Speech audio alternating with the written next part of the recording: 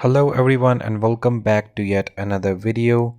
In this video we will discuss that how to delete suggested for you on Facebook. So without wasting any further time, let's get started. First of all, let's go to our Facebook app, and here in my feed, let's scroll down a little bit and you will notice that this post is suggested for me. You can see that written under the name of that post. This can be very annoying when you are scrolling through your feed. So let's see that how you can hide this post. On the top right corner of the screen you will see three dots. Click on them and you will see multiple options.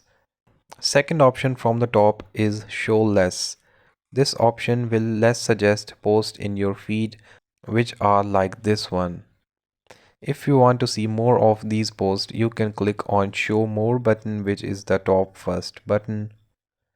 So let's click on show less button, and as you can see the setting is now changed, and now you will see less of the suggested post in your feed. That's how you can delete suggested for you on Facebook. I hope this video was useful for you. If you have any questions, feel free to ask them in the comment section below. Don't forget to like and subscribe to our channel. Thank you so much for watching. See you in the next video. Cheers.